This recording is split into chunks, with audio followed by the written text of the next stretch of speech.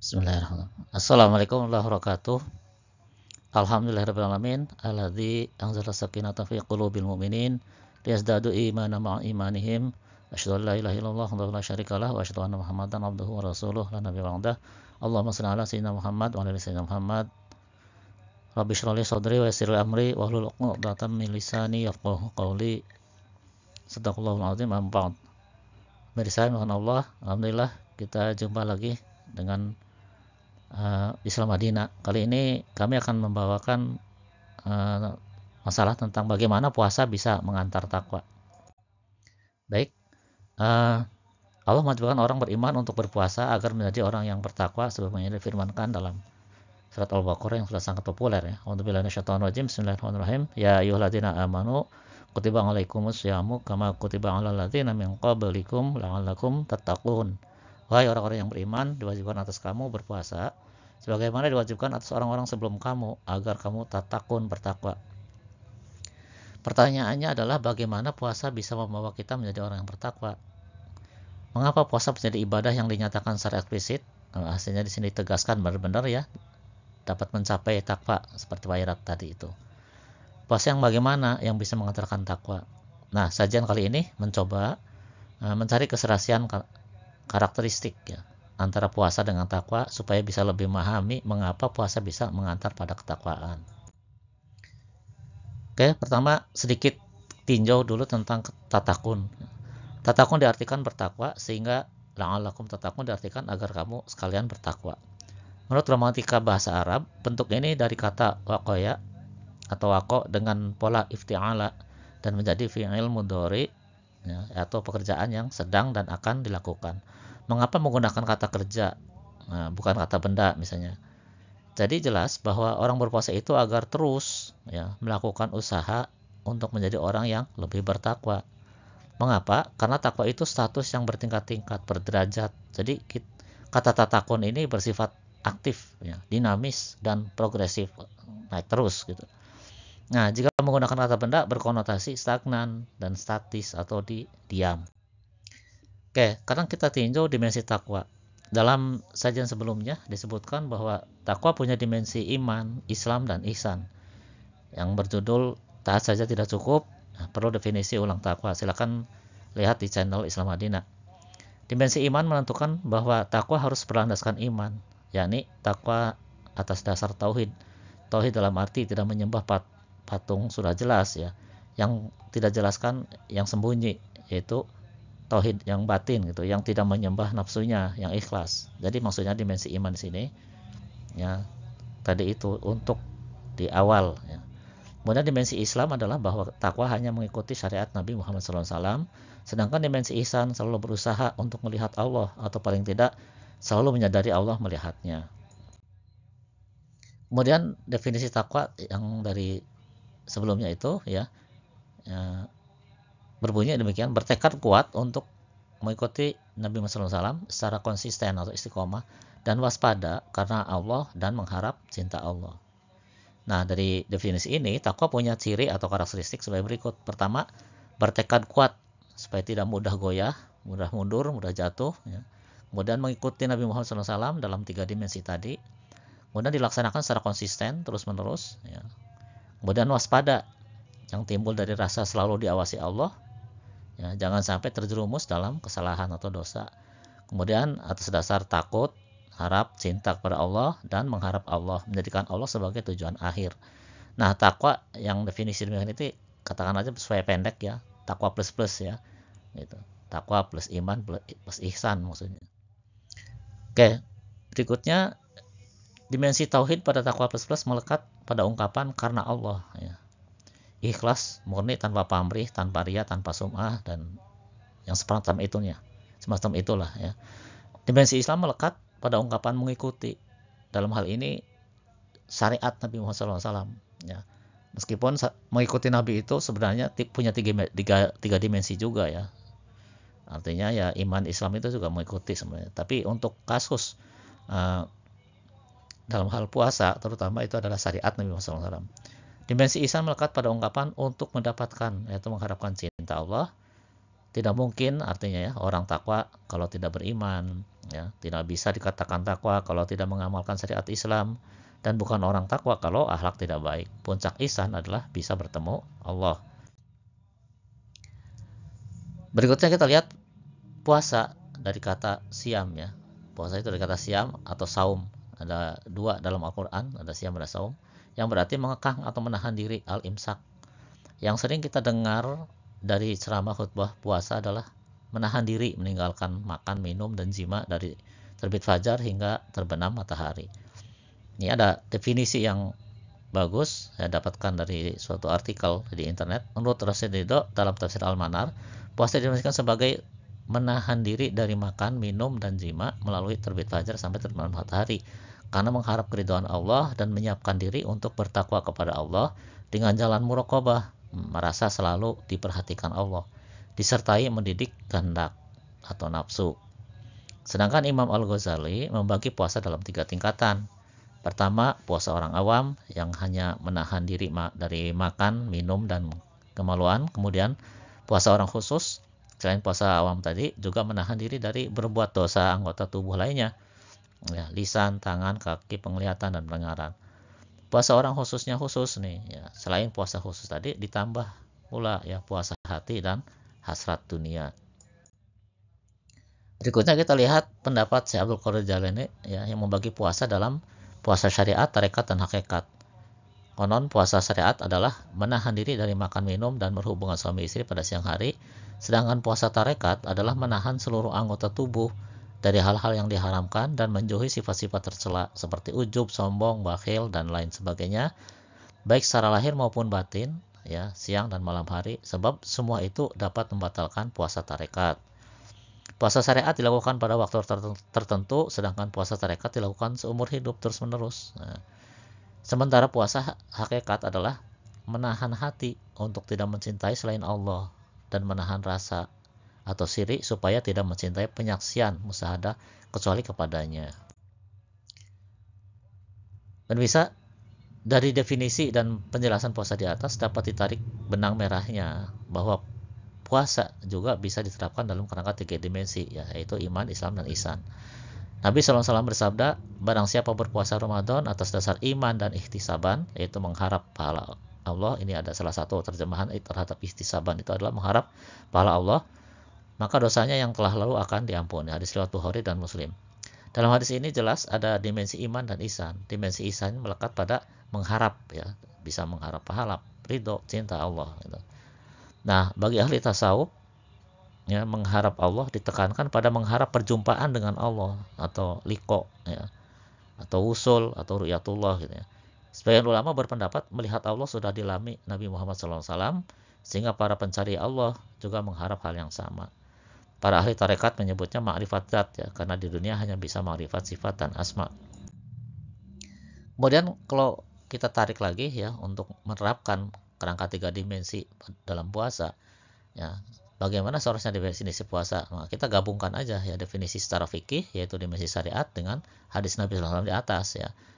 Jadi menahan diri dari makan, minum, dan jima mulai terbit fajar sampai terbenam matahari, ya, karena iman dan ihtisaban. Jadi itu pendek aja.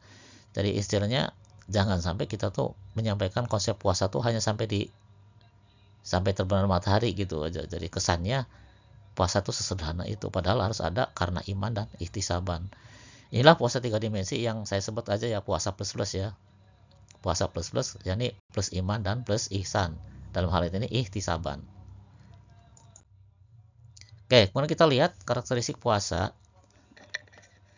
Puasa ini konsepnya sederhana sebenarnya, hanya tidak makan, minum, dan berhubungan suami istri dari terbit fajar sampai terbenam matahari dengan iman dan ihtisaban. Nah, puasa ini mencegah makan minum yang merupakan kebutuhan pokok, kebutuhan utama. Orang bisa tahan untuk tidak jalan-jalan misalnya ya dalam waktu lama, tapi tidak akan mampu untuk tidak makan dalam jangka waktu yang lama. Nah, kalau sudah dilatih menahan diri dari kebutuhan pokok saja kuat, maka apalagi kebutuhan yang lain. Ini baik sekali sebagai latihan kesabaran dan azam. Saat berpuasa yang halal saja diharamkan, ya. Apalagi yang syubhat dan yang haram. Artinya puasa melatih lebih waro, lebih hati-hati, lebih tinggi level takwanya. Kemudian puasa diawali niat, yakni tekad atau azam ya, yang untuk melaksanakan perintah Allah. Ketika terasa lapar atau haus, timbul keinginan untuk makan atau minum, tapi dengan tekad yang kuat bisa bersabar, ya, ditahan sampai tiba waktunya. Puasa melatih azam dan kesabaran yang merupakan aspek penting dalam takwa. Ya, tanpa sabar dan tekad kuat, puasa tidak akan bisa tuntas, tidak akan bisa selesai. Puasa juga dilakukan untuk 1 bulan terus menerus dalam bulan Ramadan. Pertanyaannya, mengapa perintah puasa itu dalam 1 bulan? Tidak dalam 1 tahun gitu. Misalnya yang penting berpuasa 29 atau 30 hari lah dalam setahun gitu. Ya. Kan kalau puasa Syawal yang penting 6 hari di bulan Syawal. Nah, ini membuktikan bahwa puasa mendidik konsistensi selama 1 bulan itu terus menerus, ya, yang merupakan aspek penting dalam takwa yang didefinisikan di awal tadi. Nah, dengan latihan konsistensi itu nanti kita sekali bertekad mengamalkan suatu kebaikan akan konsisten meskipun kecil. Oke, berikutnya kita lihat lagi puasa juga dilaksanakan dengan penuh kewaspadaan. Ya. Waspada punya aspek hati-hati dan selalu ingat, sadar, ya. Ingat Allah, sadar akan adanya Allah, sadar akan pengawasan Allah, dan seterusnya. Ya, tanpa kehati-hatian akan mudah terjerumus ke dalam dosa yang membatalkan pahala puasa. Nah, kewaspadaan ini merupakan aspek penting dalam takwa yang disebutkan tadi. Puasa itu ibadah yang secara fisik tidak tampak, berbeda dengan sholat yang kelihatan gerakannya, ya kan? Tanpa rasa diawasi, orang akan mudah saja tergoda untuk membatalkan puasa secara sembunyi-sembunyi, cari tempat yang sepi yang tidak ada orang, minum misalnya, masuk kamar dikunci, ya, tidak ada yang tahu. Nah, tapi orang yang berpuasa tahu bahwa ini diawasi oleh Allah, ya. Waspadaan itulah yang merasa selalu connect, ya, dengan Allah. Nah, ini mendidik yang berpuasa untuk jujur, ya, untuk taat dimanapun meski tidak ada yang tahu, karena yakin Allah pasti tahu. Oke, berikutnya kita lihat motivasi puasa itu ada, ya, yang karena takut siksa Allah, ada yang berharap surga Allah, ya nggak apa-apa, ya. Ada juga yang full ikhlas karena cinta Allah aja, gitu. Bagi pemula, puasa karena takut neraka dan berharap surga, ya. Kita tidak akan layak masuk surga kalau nafsu kita masih liar. Nah, ini masalahnya. Jadi boleh aja kita berharap surga, cuman ini yang jadi catatan bahwa kita, ya, akan apa, kalau nafsu kita masih liar, masih belum layak. Apa buktinya? Nah, nafsu yang masih liar itu akan mudah mempengaruhi hati untuk melakukan kejahatan. Nah, nafsu yang demikian masih menguasai hati. Misalnya, dalam surat Al-Fil disebutkan, Bismillahirrahmanirrahim, wala tuti' man aghfalana qalbahu an dzikrina wa tawa'a hawahu wa kana amruhu furata. Nah, janganlah engkau mengikuti orang yang hatinya telah kami lalaikan dari mengingat kami serta menguruti hawa nafsunya dan keadaannya melewati batas. Nah, itu hati fungsinya memang selalu mengaruhi kolbu, ya, untuk melakukan kejahatan gitu. Untuk bisa masuk surga, nafsu harus sudah jinak, sudah tenang. Nafsu yang tenang sudah tunduk pada kebenaran dan kebaikan. Nah, nafsu yang tenang akan mudah mengalah, ya, mengikuti kebaikan. Meskipun nafsu ingin terus tidur misalnya, tapi karena sudah azan, ya, nafsu bisa mengalah untuk datang ke masjid. Meskipun masih ingin tidur karena sudah waktu sahur, nafsu yang tenang bisa mengalah untuk bangun. Ya, untuk mencapai nafsu yang tenang, dalam puasa dicapai dengan beberapa cara. Satu, menahan lapar dan haus. Ya, kemudian kedua, menahan nafsu seks, menahan kantuk, ya, melalui makan sahur misalnya. Nah, puasa ini merupakan latihan memerangi hawa nafsu. Nafsu bisa dipatahkan dengan lapar. Dengan lapar nafsu jadi teredam lah, ya. Nah, nafsu yang belum terdidik akan mengajak pada hal yang negatif. Seperti dalam surat Yusuf 53. Bismillahirrahmanirrahim. Wa ma ubarri'u nafsi innan nafsal ammaratun bisu'i illa ma rahima rabbi inna rabbi ghafurur rahim. Aku tidak menyatakan diriku bebas dari kesalahan karena sesungguhnya nafsu itu selalu mendorong kepada kejahatan. Kecuali nafsu yang diberi rahmat oleh Tuhanku. Itu tadi itu nafsu yang sudah ini, ya, sudah dapat rahmat Allah. Sesungguhnya Tuhanku Maha Pengampun lagi Maha Penyayang. Setiap kali berpuasa, nafsu kita dididik untuk menjadi nafsu yang jinak, ya, lebih baik, ya, sampai jadi nafsu mutmainnah yang layak masuk surga, yaitu tadi yang mendapat rahmat dari Allah. Nah, sebagaimana dalam Al-Quran surat Al-Fajr, ya. Bismillahirrahmanirrahim. Ya ayyatuhan nafsul mutmainnah irji'i ila rabbika radiyatan mardiyah wadkhuli fi ibadi wadkhuli jannati. Wahai jiwa atau nafsu yang tenang, kembalilah kepada Tuhanmu dengan ridho dan diridhoi, lalu masuklah ke dalam golongan hamba-Ku dan masuklah ke dalam surgaku. Nah, ini. Pemirsa, saat berpuasa kita terus berusaha mendidik nafsu, menjinakkan nafsu dari nafsu liar. Jelas bahwa puasa itu mendidik nafsu untuk mengejar target, yakni surga atau cinta Allah. Nah, misalkan jika tahun ini baru berhasil mendidik nafsu 10% misalnya, mudah-mudahan tahun depan masih diberi kesempatan mendidik nafsu sampai 20% dan seterusnya ya, naik terus. Jadi puasa yang demikianlah yang progresif, artinya yang bisa terus mengangkat level ketakwaan kita. Pemirsa, kita lihat bahwa puasa itu harus mentransformasi ya. Apa maksudnya? Jadi seharusnya setiap kali menyampaikan definisi puasa harus selalu menyertakan dimensi iman dan ihsannya supaya puasa itu tidak sekedar lapar dan dahaga saja. Sebagaimana disinyalir oleh Nabi Muhammad SAW dalam hadisnya, berapa banyak ya orang yang berpuasa tapi mereka tidak mendapatkan apa-apa dari puasanya kecuali lapar dan haus. Nah, puasa seperti ini secara tarekat sudah batal. Secara fikih memang tidak batal, tapi puasa yang hanya seperti itu tidak berdampak pada peningkatan takwa ya. Puasanya bukan sebagai latihan jasmani dan rohani, tapi latihan fisik saja. Nah, itu yang dimaksudkan sebagai transformasi puasa. Puasa plus akan dapat mentransformasi jiwa. Nah, dari amarah ke mutmainah yang layak masuk surga tadi. Dunia saja mahal ya, apalagi surga. Ya, tanpa itu kita khawatir lah ya, masih belum layak. Yang artinya kalau belum layak masuk surga berarti harus mampir dulu ke neraka. Nah, ini yang alhamdulillah ya, jangan sampai terjadi. Di neraka itu jangankan berhari-hari ya, 1 detik aja harusnya tidak mau, karena kita bayangkan kita nggak pernah kesentuh api ya 1 detik, apalagi di neraka nanti ya, apalagi bertahun-tahun, naudzubillah ya. Oke, sebagai kesimpulan, jika kita bandingkan rincian karakteristik puasa dan takwa, maka diperoleh banyak kesamaan antara keduanya. Dengan kata lain, puasa merupakan ibadah yang kompatibel lah istilah zaman sekarang ya dengan takwa. Dengan catatan, puasa plus dengan takwa plus yang tidak hanya dari aspek taat saja.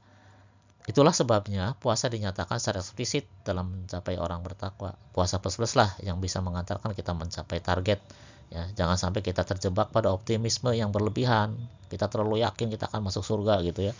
Jangan sampai nanti seperti yang diingatkan oleh Allah, Bismillahirrahmanirrahim.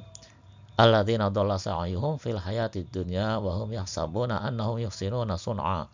Itu orang-orang yang sia-sia usahanya dalam kehidupan dunia sedangkan mereka mengira ya bahwa mereka berbuat sebaik-baiknya. Kita merasa sudah puasa padahal puasanya adalah ya gitu-gitu gitu misalnya ya. Nah, kegagalan di dunia ini masih bisa diulang, tapi kegagalan di akhirat, waduh, udah penyesalan yang tiada, yang luar biasa gitu kan. Baik pemirsa, sebagai penutup ya, apa yang saya sampaikan, eh, jika ada benarnya tentu dari Allah, jika ada salahnya pasti kesalahan saya, kesalahan saya. Dan jika Anda kasih jempol tentunya berarti Anda kasih jempol kepada Allah ya.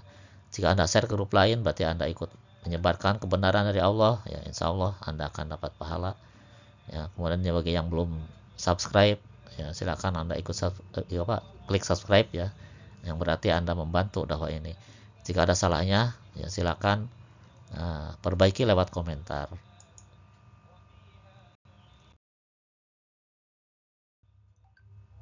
Oke, terima kasih. Jazakumullah khairan katsira. Bila taufik wal hidayah. Wassalamualaikum warahmatullahi wabarakatuh.